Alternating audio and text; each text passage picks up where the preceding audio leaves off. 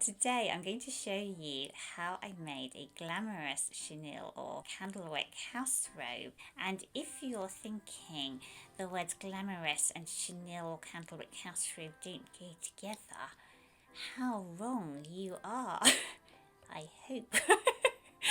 We'll see when I show you my version. But to show you what inspired me, it was this fabulous house robe made from candlewick in the 1930s that I saw for sale but couldn't afford. So it inspired me to make my own. Of course, I couldn't find that gorgeous multicoloured candlewick, but just to dogs have swapped over. Pixie had a little tantrum. She wasn't on set. So to show you how glamorous these candlewick or chenille, and the difference, if you're thinking, why do I keep getting candlewick chenille? Candlewick was the name for the tufted look of the fabric when it was done by hand. It was done by machine. The proper word is chenille. So hand tufted, where you actually bring the needle out with threads and then chop them off to create the tufted texture. That's candlewick.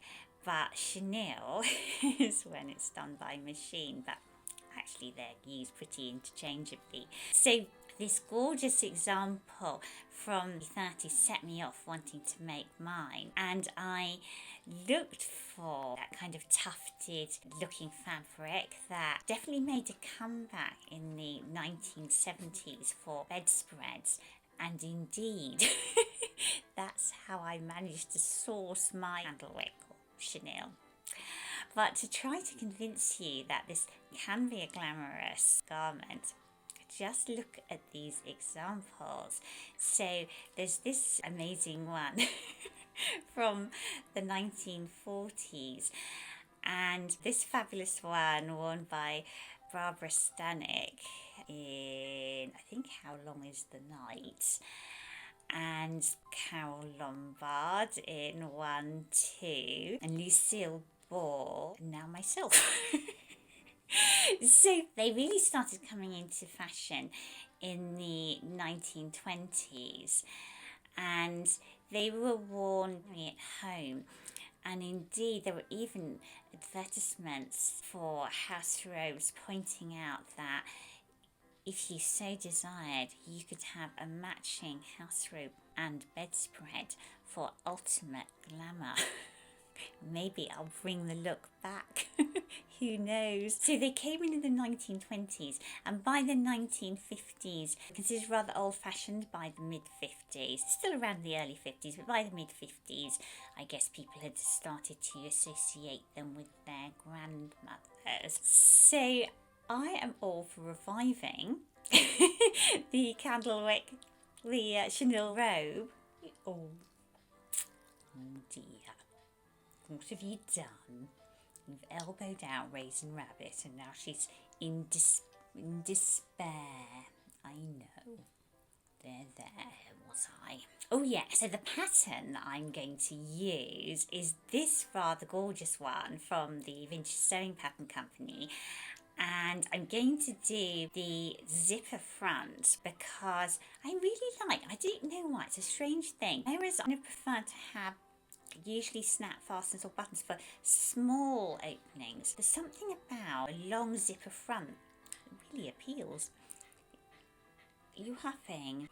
So I'm going to do version number 1. So I thought long sleeves for me, or the look of the short sleeve version, but I want something all covering. So part of the appeal for me too is that I really want to bring back the idea of more glamorous leisure wear.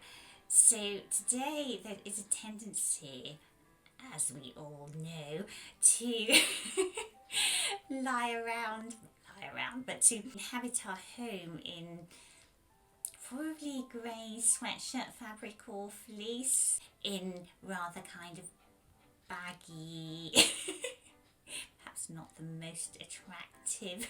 No, the look. With a house robe, actually you can be wearing your pyjamas or whatever underneath, but all you need to do if, say, you have your Amazon delivery or the postman knocks on the door, is jump into your zip-up chenille house robe to look the epitome of glamour. If you're not already wearing your gorgeous house robe all the time to do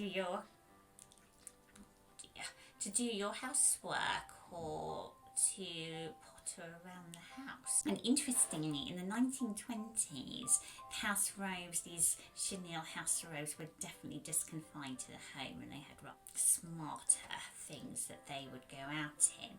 But in the 1930s, during the Great Depression, when these house robes were a really vital part of the wardrobe, and you might not have had that many other clothes, it became acceptable to dart out of the house in your house robe to run your errands, and this continued through the 1940s.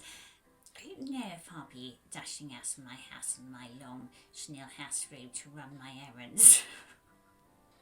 We'll see, but I'll definitely be wearing it indoors. Time to show you how I got on. I started by laying out the 1970s bedspread that I bought from eBay for £11.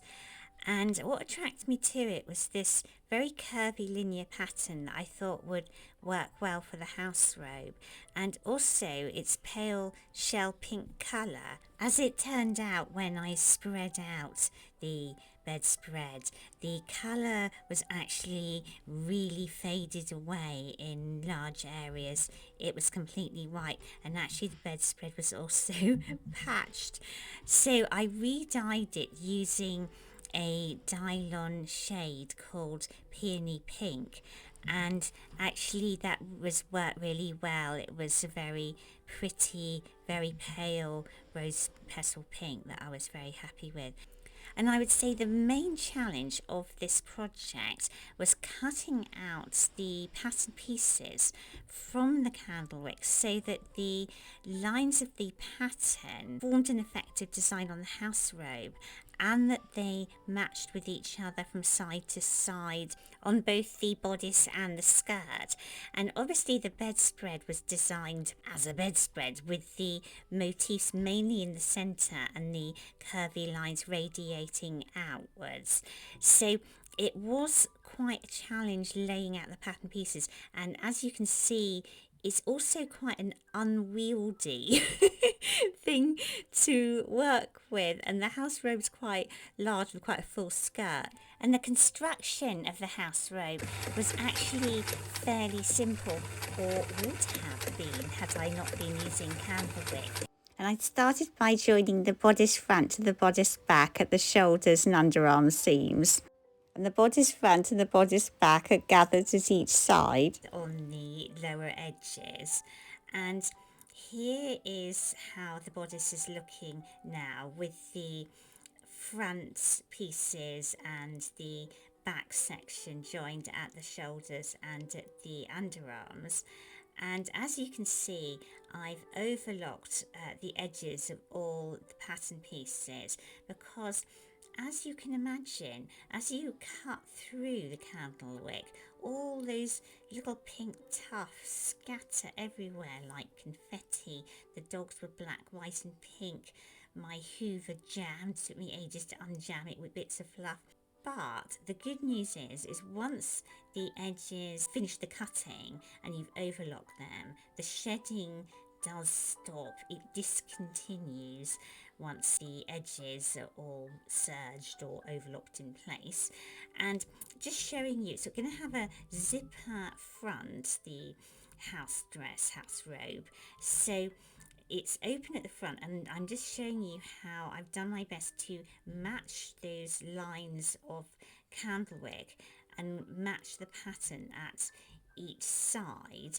And then the gathers are just at the lower edge of each side, and that's the pattern of the candlewick that I've got at the centre back, also with those little lines of gathering stitches either side of the centre, and then just gathering up those stitches as you can see there, and that's on each side of both the front and the back bodice pieces. And then I'm onto the skirt yoke, which is a kind of waistband that is going to join the bodice to the skirt. And I've got the front pieces there, which are separated at the centre because there's going to be a zip fastening.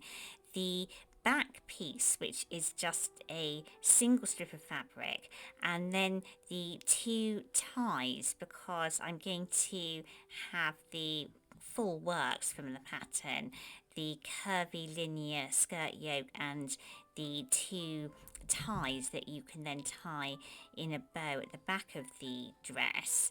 And the ties are formed from double fabric by stitching around the edges right side to right side and then turning through, my least favourite thing. And the ties are then going to be sandwiched between the layers of the front and back pieces, and that's the second tie. There's two ties that are going to be sandwiched and stitched in position, one on each side, and then they tie at the back. And you can see how I've done my best to pattern match those candlewick lines, and this is it all stitched together so that you can see how the ties at the back are sandwiched between the back and the front pieces. So I'll just show you this, how the ties on each side work, and you can see how then they can be tied into a nice bow at the back of the dress. But because they're pink, I can't help remembering I used to have a pink dressing gown as a child, and my nickname given to me my brother was Samantha the Pink Panther, and he used to drape my pink dressing gown cord so it kind of formed a tail as I walked along and then hummed the tune, and suddenly that comes back to mind. You know, that Pink Panther theme tune, rather catchy. So now I'm onto the skirt, and there are 6 pieces that form the skirt of the dress. A skirt front with 2 side front pieces and a centre back with 2 side back pieces, and all the seams are going to be stitched together, just right sides facing, because I've got those overlocked or serged edges, and the only seam that is left mainly open is the front seam, because the house robe is going to have a long zipper that goes almost down the whole front of the dress, but the seam is just stitched at the lowest edge. Showing you, this is just the back of the skirt pinned, but to show you how I've done my best to pattern match. And then for the sleeves, I cut out the pattern pieces so that these curvy linear designs would extend down from the shoulder. And this is the design of pocket I chose. There are 2 styles of pocket with this pattern, a kind of triangular shape, which is really pretty, and this gathered shape. And so you gather across the top, I just pointed out, and then you have created this little puffy pocket, which I thought was really cute, and the top of it is enclosed by a pocket band, which is stitched right side to right side and folded over to just hold those gathers in place. And pulling up the gathers of Candlewick, if you were wondering, is a bit fiddly. The thread loves to be pulled up on the untufty areas, but as soon as you reach a tuft, it definitely gets more of a thing to pull them up, but it is possible, and as you can see here, it does work in the end. You just have to keep gently pulling until it works, and then there is the pocket enclosed in the pocket band, and there's one pocket on each side of the dress. So well worth the struggle with the gathers. I think they're very cute. I top stitched the pockets onto the skirt and then joined the bodice and the skirt pieces via the yoke and waistband pieces. So just to try and show you, slightly unwieldy, to show you how it is. So the yoke piece here is you turn under the edge and then top stitch it to the bodice and the skirt, and the front edge I'm showing you has a facing piece attached to each side, and then that is just folded under to create the front edge on each side. And again, I've tried to pattern match so that the lines extend across the front of the dress in an attractive pattern. And you can see here the gathers that were in the front and back of the bodice, and the pocket is just stitched just directly beneath those gathers on the bodice to the skirt. And returning to the sleeves, the pattern instructions are to stitch darts just there at the inner elbow of each sleeve to give the sleeve that distinctive shape, and then the shoulders are gathered, more pulling up of gathers on the shoulders, gingerly doing that. And it's definitely not a time to use old vintage cotton threads that break. You need really strong threads to be pulling up gathers on Candlewick, I found. And then the sleeves are stitched into the armholes. And then there was the fun of putting in the zip, and I did wonder, too late, how wise it had been to put a zip in a Candlewick robe with all those tufts to get caught in the zip teeth, but it works all right. And here is my 1970s Candlewick bedspread, bought for £11, transformed into a late 1930s, early 40s glamorous, I think anyway, house robe. And I'm just showing you how it ties at the back, and the big puffy shoulders of course serve to make the waistline look smaller. The opening at the zip front opens without too much of a hitch, and it's got those little gathered puffy pockets for kind of useful items like tissues and keys and things. And you can see the symmetrical pattern of Candlewick at the front, and I've continued that round the sides and at the back too. And the parts or something I didn't show you, of course, all the finishing. I had to do bias binding for the neckline, doing bias binding in Candlewick. That was fun. And there was quite a lot of hemming to do. It's actually quite a nice, big, wide, swishy skirt. So you can fit all kinds of nice, warm layers underneath.